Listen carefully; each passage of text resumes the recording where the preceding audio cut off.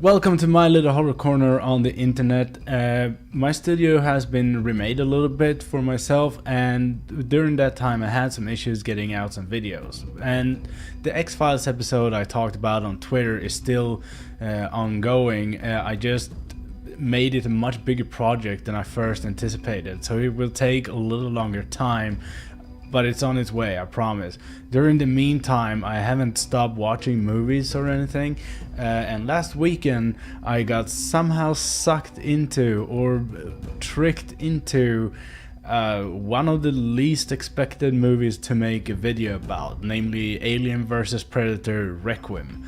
And well, it was a wild ride to say the least, and I felt the need to actually go through the movie and in an essay sort of way and pick it apart a bit. So here we go, and major spoilers for both movies in the franchise. The idea of an Alien vs. Predator scenario has been on people's minds since the movie The Predator was first released in 1987, as it would seem like the perfect mashup for a monster vs. monster movie, but it wasn't long until Dark Horse Comics decided to introduce the idea in their comic Dark Horse Presents 36 in February 1991.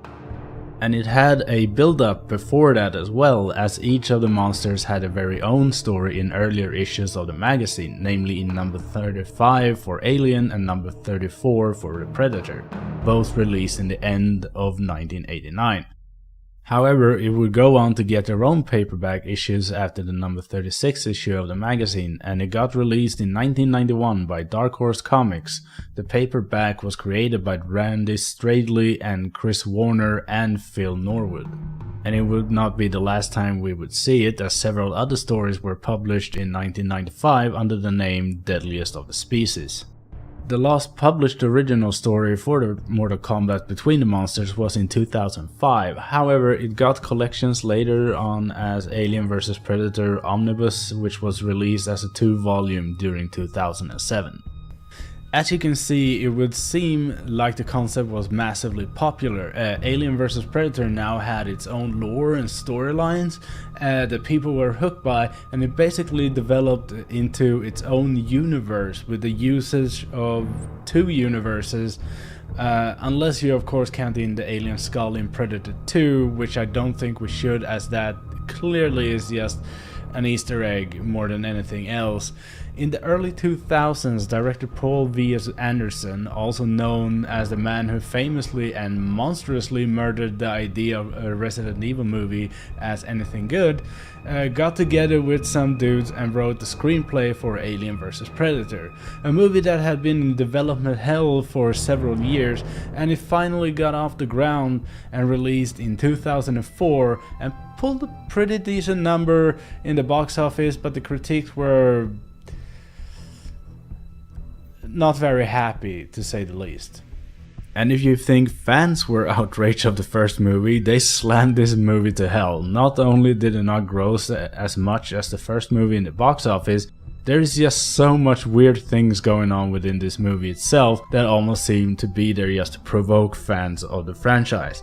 The first time I saw this movie was back when it was released in 2007. The movie more or less directly follows up on the events of the first movie, in which it ended with an infested predator getting saved by a group of other predators. How these predators could miss that tiny detail about their friend being infested, since it's their job to fight xenomorphs, is kind of beyond me. But either way, the alien bursts out and it quickly matures into a alien, kills the predators on the ship, and the ship crashes back to Earth. Every predator dies, but all the facehuggers escape into the woods together with the pred alien in Gunnison, Colorado. And then something happens. It's a little bit like a snowball you roll down the hill, and it just grows and grows, and it becomes this unstoppable force. Right after the crash back to Earth, where we are met with a father and son out hunting in the forest as they are getting stalked by these vicious little critters. Then the father gets jumped, which is kind of, expected, but then also the kid gets jumped, and they both have aliens burst out of their chest shortly after. And when I first saw it, I was a little bit in shock. Like, I could not believe that they had the balls to do it, but I kind of like that they did it, because the rest of the movie is some kind of weird mix of the first movie, as the creatures fight one another and scream. Yeah. And this is basically what I want to talk about, because after revisiting the film I realized a thing or two. One was that the movie is still terrible, but it's also unintentionally hilarious at parts, and a lot of the movie doesn't even need to be there because it adds nothing but weird fillers. I can sort of see where they were going with it, and I'm the first one to admit that now I kinda love it because it's such a mess, and realizing that made it a whole lot more enjoyable. But there is a part of me that wonders what they were thinking writing this movie, because it doesn't really come off as a coherent story to be told, but rather two pretty unrelated stories that are shown at the same time. They feel massively disconnected until, you know, they physically connect.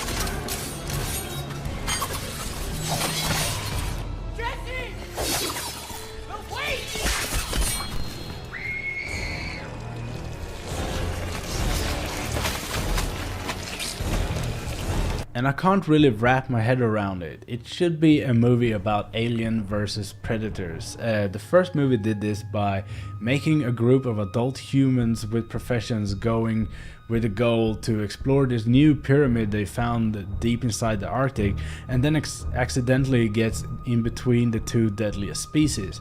However, in this movie there's no such motivation really, and it's even has some weird love stories going on. And as a parallel story, there is this weird teen drama that doesn't really give much at all. In fact, it rather takes away from the movie because it doesn't feel as the same movie.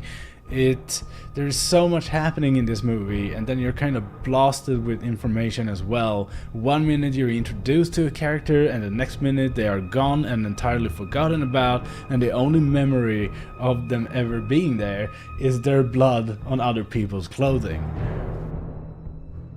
And this is a theme repeated throughout as well. There are several engagements that kind of fall short-handed. One minute you meet these two potheads, and the next minute their head is gone. And there is this weird instance in which the sheriff calls in the National Guard. They go in town in these striker vehicles, troop transports, and they encounter the aliens almost immediately. You would think that one of them makes it out alive and helps the other survivors in surviving, but they're all dead as soon as they enter. It's kind of amazing that they even bothered giving them names, because the second they are introduced they are killed, and we're already moving on to the next scene, and who knows, maybe a new relationship is formed in between those shots.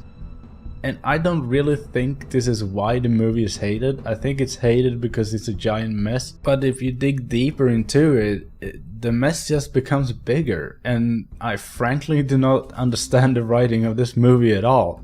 So the idea here is that the predators that were on the original ship from the first movie weren't badass enough, and therefore they died. And it would appear that the predators have some kind of Rambo predator that they can send an emergency call to, and he goes down to Earth and dealing with the issue.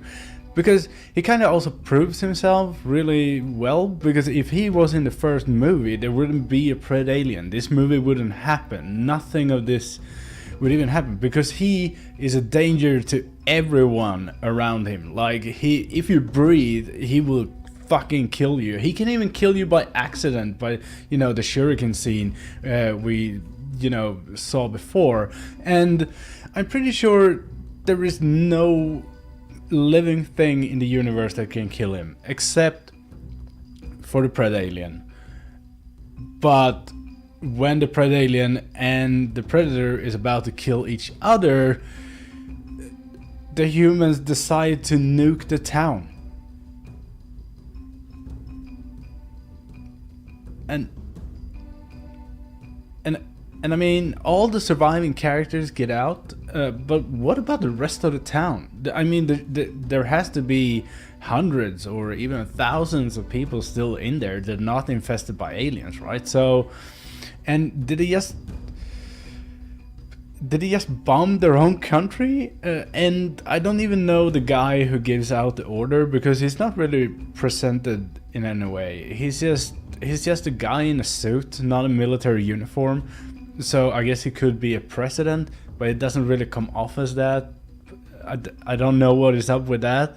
And with like, it's something absolutely mental with this movie. Nothing really seems to happen for any real reason. A lot of stuff seems random, and while it often looks good and looks competently made, I kind of wonder what actually went on when their minds putting it together. You know, when they wrote it, when they cut it, and when they finished up the movie. But it inevitably has a charm to it, just because it is so chaotic. And well, especially for me, I can't speak for everyone. And I think that the movie is too absurd to actually take seriously, And I kind of think that is rather important, to disconnect this movie from what the monsters other franchises are, and you will be able to see the hilarious shit that this movie has. And with that, I want to thank you everyone for watching this video. Thank you so much for keep supporting me, and I will see you next time.